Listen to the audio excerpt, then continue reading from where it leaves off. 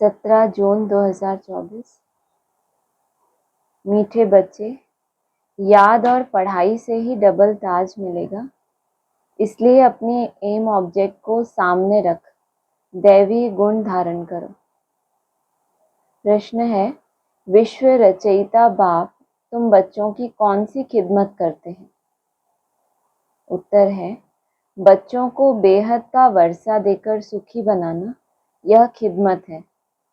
बाप जैसी निष्काम सेवा कोई कर नहीं सकता। बेहद का बाप किराए पर तख्त लेकर तुम्हें विश्व का तख्त नशीन बना देते हैं। खुद ताउसी तख्त पर नहीं बैठते, लेकिन बच्चों को ताउसी तख्त पर बिठाते हैं। बाप के तो जड़ मंदिर बनाते, उसमें उन्हें क्या टेस्ट आएगा? मजा तो बच्चों को है जो स्वर्ग का राज्य भाग्य लेते हैं। ओम शांति। मीठे मीठे रूहानी बच्चों को बाप कहते हैं कि अपने को आत्मा समझ बाप को याद करो। ओम शांति का अर्थ तो बच्चों को समझाया है। बाप भी बोलते हैं तो बच्चे भी बोलते हैं ओम शांति, क्योंकि आत्मा का स्वधर्म है शांत। तुम अब जान गए हो कि हम शांति धाम से यहाँ आते हैं, पहले पहले सुख धाम में, फिर 84 पुनर्जन्म लेते लेते दुख धाम में आते हैं। यह तो याद है ना? बच्चे 84 जन्म लेते जीव आत्मा बनते हैं। बाप जीवात्मा नहीं बनते, कहते हैं मैं टेम्पररी इनका आधार लेता हूँ, नहीं तो पढ़ाएंगे कैसे? बच्चों को घड़ी घड़ी कैसे कहेंगे कि मन मना भव, अपनी राजाई को याद करो। इसको कहा जाता है सेकंड में विश्व की राजाई। बेहद का बाप है ना, तो जरूर बेहद की खुशी, बेहद का वर्षा ही देंगे। बाप बहुत सहज रास्ता बताते हैं, कहते हैं अब इस दुख धाम को बुद्धि से निकाल दो। जो नई दुनिया स्वर्ग स्थापन कर रहे हैं, उनका मालिक बनने के लिए मुझे याद करो, तो तुम्हारे पाप कट जाए, तुम फिर से सतो प्रधान बन जाएंगे। इसको कहा जाता है सहज याद।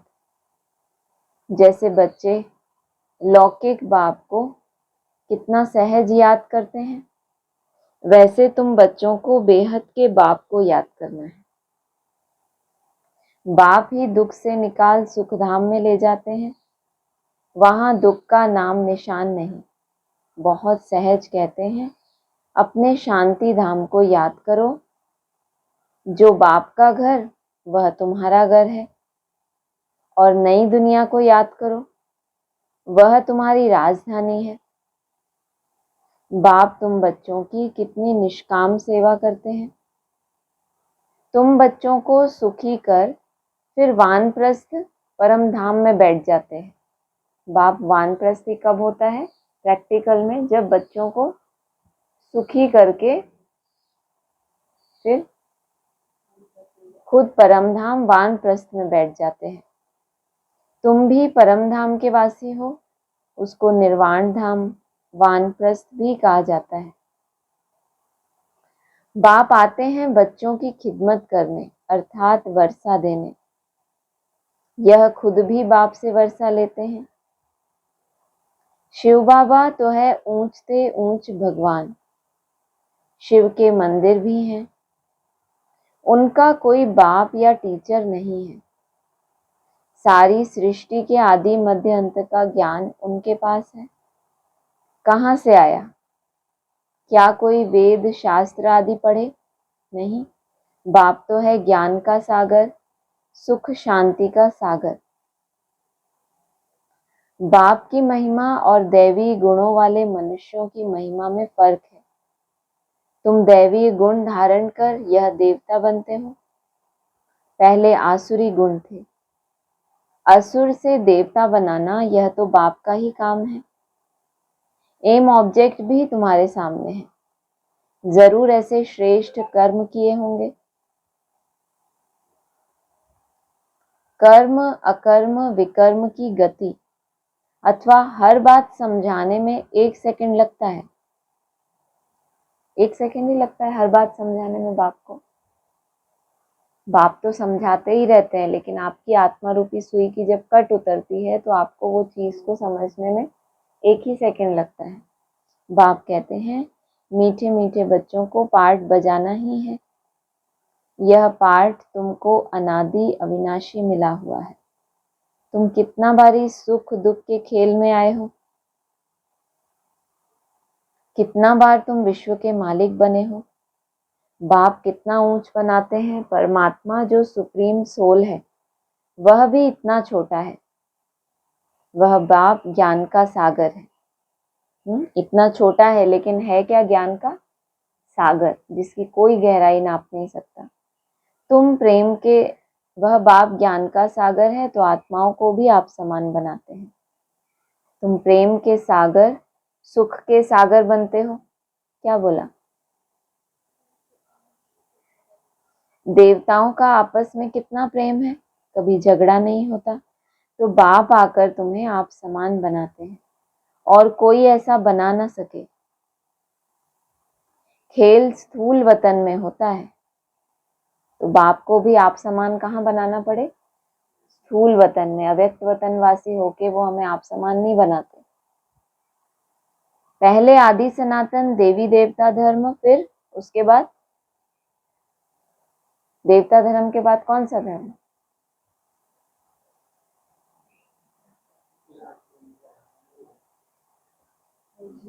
इस्लामी, बौद्धी, क्रिश्चियन।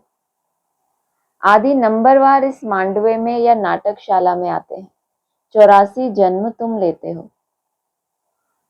गायन भी है आत्माएं परमात्मा अलग रहे बहुकाल। बाप कहते हैं मीठे मीठे बच्चों, पहले पहले विश्व में पार्ट बजाने तुम आए हो। मैं तो थोड़े समय के लिए इनमें प्रवेश करता हूँ। यह तो पुरानी ज्योति है। पुरुष की एक स्त्री मर जाती है तो कहते हैं पुरानी ज्योति गई, अब फिर नहीं लेते हैं। यह भी पुराना तन है ना। 84 जन्मों का चक्र लगाया है तत्वम। तो मैं आकर इस रथ का आधार लेता हूँ। पावन दुनिया में तो कभी मैं आता ही नहीं हूँ। तुम पतित हो, मुझे बुलाते हो कि आकर पावन बनाओ। आखिरीन तुम्हारी याद फलीभूत होगी ना। जब पुरानी दुनिया खत्म होने का समय होता है तब मैं आता हूँ। ब्रह्मा द्वारा स्थापना, ब्रह्मा द्वारा अर्थात ब्राह्मणों द्वारा। क्या मतलब? ब्रह्मा द्वारा अर्थात ब्राह्मणों द्वारा।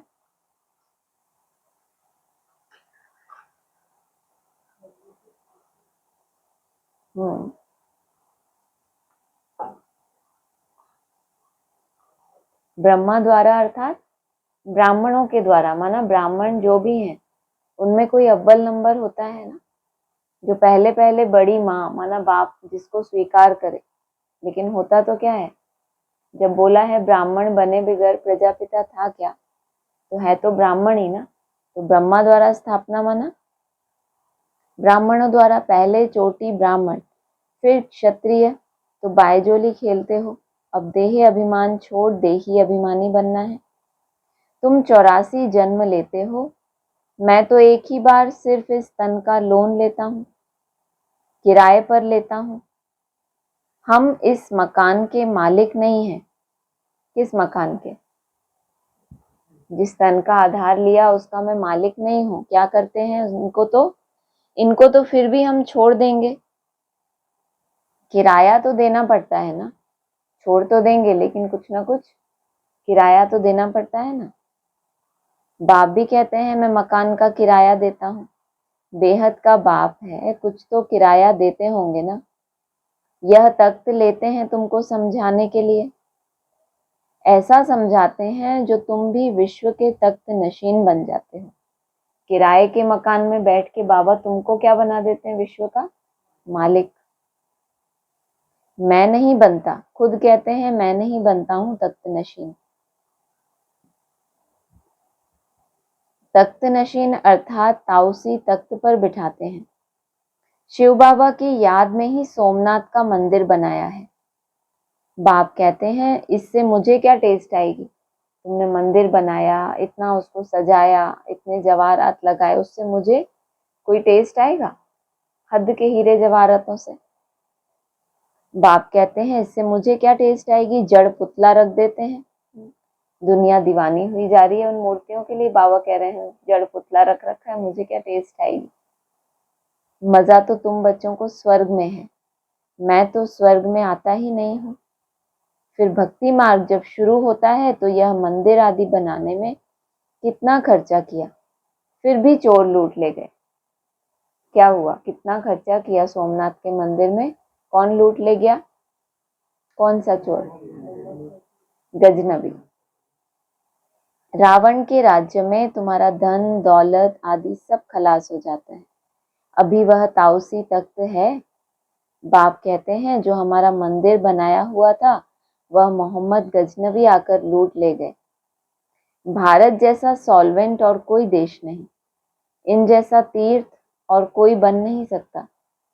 परंतु आज तो हिंदू धर्म के अनेक तीर्थ ही हो पड़े हैं।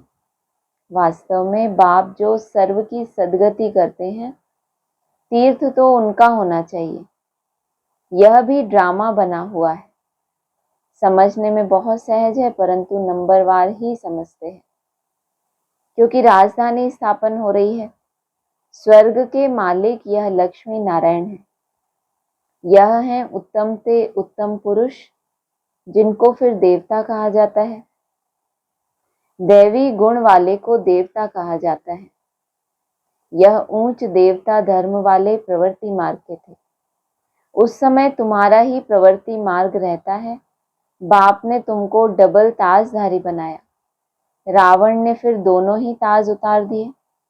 अब तो नो ताज, न पवित्रता का ताज न धन का ताज, दोनों रावण ने उतार दिए।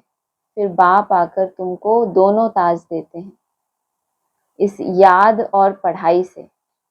याद से कौन सा ताज मिलता है और पढ़ाई से कौन सा ताज मिलता है, दो ताज बताए ऊपर, कौन कौन से,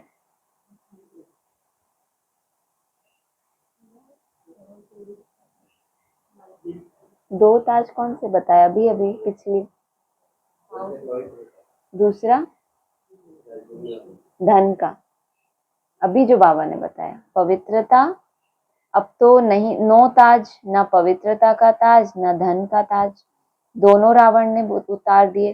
फिर बाप आकर तुमको दोनों ताज देते हैं, याद और पढ़ाई से। याद से कौन सा ताज मिलेगा, पवित्रता का, और पढ़ाई से धन का ताज। इस याद और पढ़ाई से इसलिए गाते हैं, ओ गॉड फादर हमारा गाइड बनो, लिबरेट भी करो। अब तुम्हारा नाम भी पंडा रखा है। पांडव कौरव यादव क्या करत भय, कहते हैं बाबा हमको दुख के राज्य से छुड़ाकर साथ ले जाओ। बाप ही सचखंड की स्थापना करते हैं, जिसको स्वर्ग कहा जाता है। फिर रावण झूठ खंड बनाते हैं। वह कहते हैं श्री कृष्ण भगवान वाच, बाप कहते हैं शिव भगवान वाच।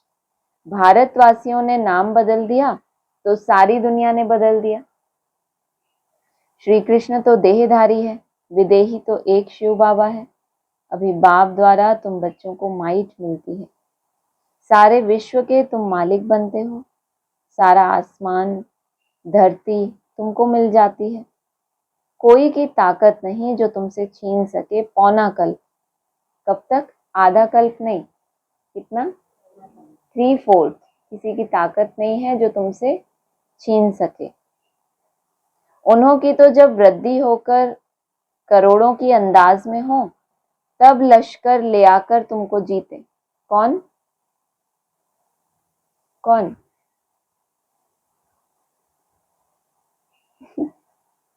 उन्हों की तो जब किसकी, जिन्होंने आकर भारत को लूटा, गजनवी ने आकर लूटा तो कैसे लूटा, शुरू से ही आ गया क्या, जब उनकी इतनी वृद्धि हो, लश्कर तैयार हो, फिर राजाई स्थापन हो, उसके बाद वो आके तुम्हें लूटे, तब तक तो 3/4 टाइम तो बीत ही जाएगा ना।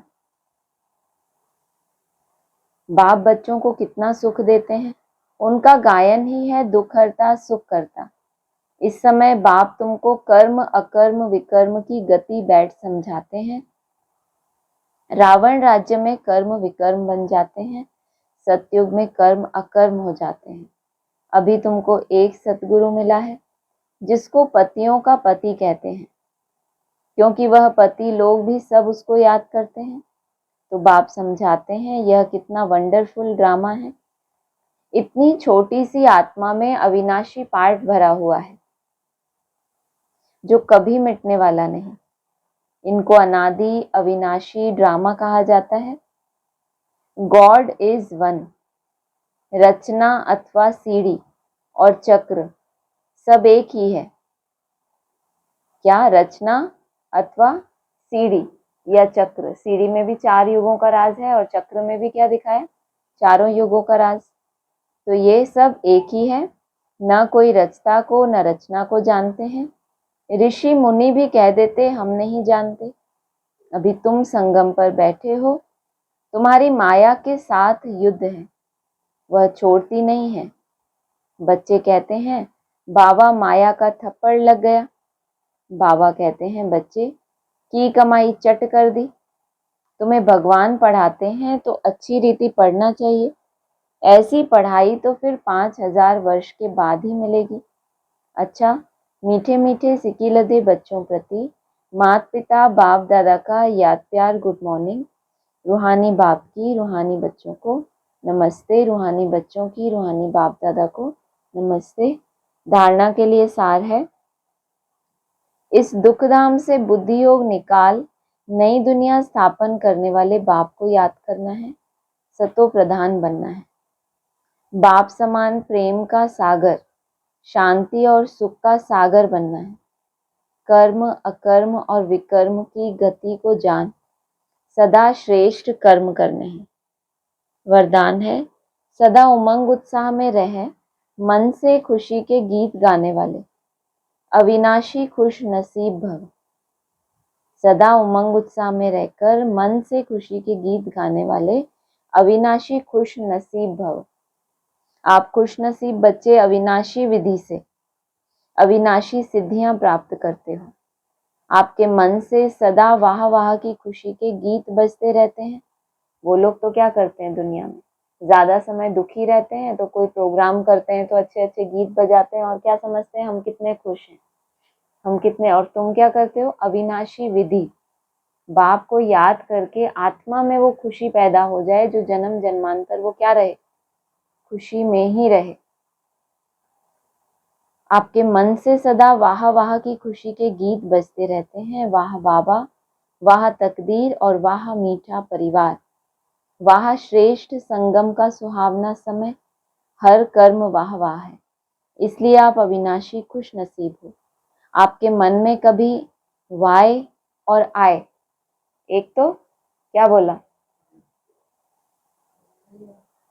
वाय और आय माना मैं, वाय माना क्यों, ये 2 शब्द कभी नहीं आनी चाहिए। मैं करना नहीं, मैंपन जिसमें हो देह भान का। और दूसरा ये क्यों हुआ, माना एक हो गई आत्मा की बिंदी, एक हो गई ड्रामा की बिंदी। आपके मन में कभी वाय आय नहीं आ सकता। वाय के बजाय वाह वाह और आय के बजाय बाबा बाबा शब्द ही आता है। स्लोगन है जो संकल्प करते हो उसे अविनाशी गवर्नमेंट की स्टैंप लगा दो तो अटल रहेंगे। मातेश्वरी जी के मधुर महावाक्य हैं, जीवन की आश पूर्ण होने का सुहावना समय। हम सभी आत्माओं की बहुत समय से यह आश थी। क्या आश थी? आत्मा की। क्या मिले आत्मा को? सुख शांति मिले, कि जीवन में सदा सुख शांति मिले। अब बहुत जन्मों की आशा कभी तो पूर्ण होगी। अब यह है हमारा अंतिम जन्म। उस अंत के जन्म की भी अंत है। ऐसा कोई नहीं समझे कि मैं तो अभी छोटा हूं। छोटे बड़े को सुख तो चाहिए ना, परंतु दुख किस चीज से मिलता है उसका भी ज्ञान चाहिए। अब तुमको नॉलेज मिलती है कि इन 5 विकारों में फंसने के कारण यह जो कर्म बंधन बना हुआ है उनको परमात्मा की याद अग्नि से भस्म करना है। यह है कर्म बंधन से छूटने का सहज उपाय। इस सर्वशक्तिवान बाबा को चलते फिरते श्वासों श्वास याद करो।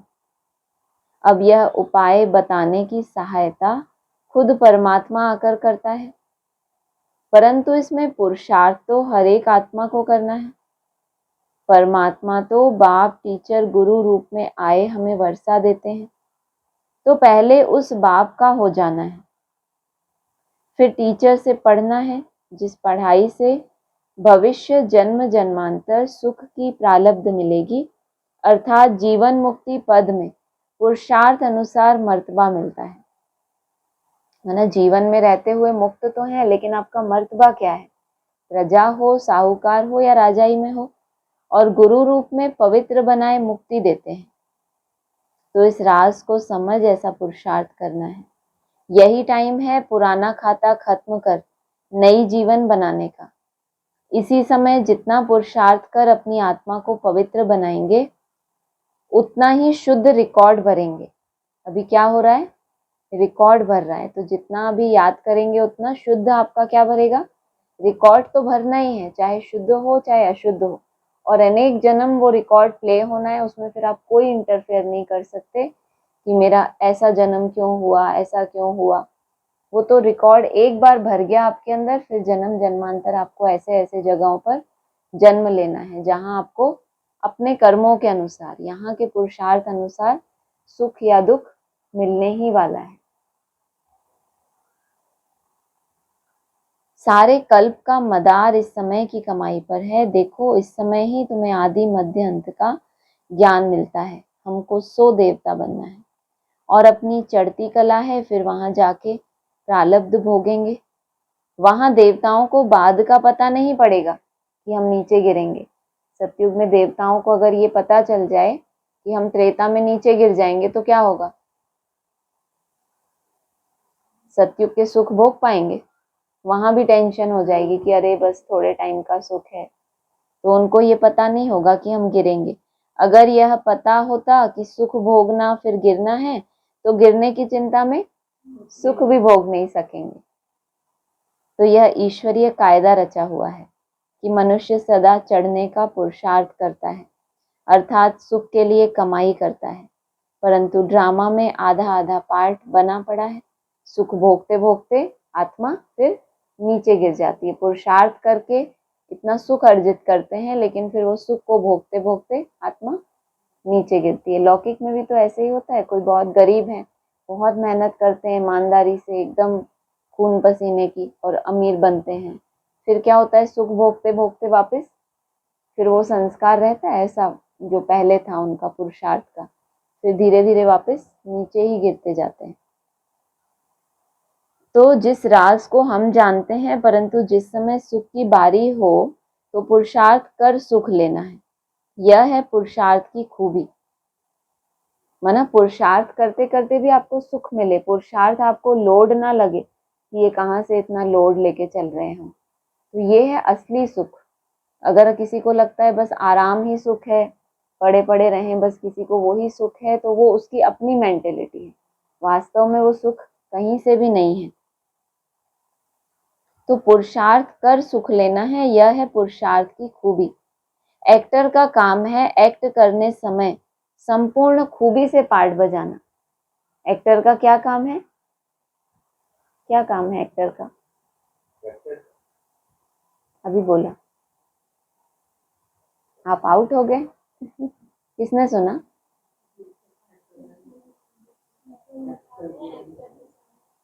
पूरी खूबी से पार्ट बजाना। तभी तो वो जो पार्ट को सामने रखकर, इसलिए बाबा कहते हैं एम ऑब्जेक्ट तुम्हारे सामने है। तो आप एम ऑब्जेक्ट को सामने रखा है कि लक्ष्मी नारायण ये मुझे बनना है, और आप उसके लिए पुरुषार्थ कर रहे हो।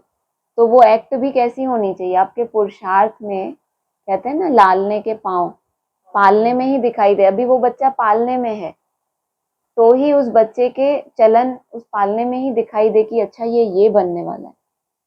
इसलिए बाबा कहते हैं ना, जब आपको क्रोध आए, जब कोई भी ऐसा विकार आए, तो अपना दैवीय स्वरूप देखो कि वो देवी कभी ऐसा क्रोध कर सकती है? तो इसका अगर आप वो बनने वाले हो तो आपकी चलन में अभी से वो दिखना चाहिए ना। जब पुरुषार्थ भी कर रहे हो तो भी वो एक्ट कैसी होनी चाहिए, एकदम परफेक्ट।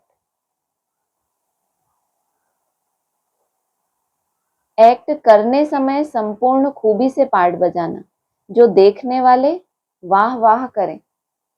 अभी पुरुषार्थ ही कर रहे हैं, अभी संपूर्ण नहीं बने हैं, लेकिन आपकी वो स्थिति को भी, आपके उस जो खुशी से जब पुरुषार्थ करते हैं और मजबूरी से पुरुषार्थ करते हैं, अंतर तो आता है ना, स्थिति में कितना अंतर पता चलता है। इसलिए हीरो हीरोइन का पार्ट देवताओं को मिला है, जिन्हों का यादगार चित्र गाया और पूजा जाता है। निर्विकारी प्रवृत्ति में रह कमल फूल अवस्था बनाना, यही देवताओं की खूबी है। इस खूबी को भूलने से ही भारत की ऐसी दुर्दशा हुई। अब फिर से ऐसी जीवन बनाने वाला खुद परमात्मा आया है। अब उनका हाथ पकड़ने से जीवन नैया पार होगी। अच्छा, ओम शांति।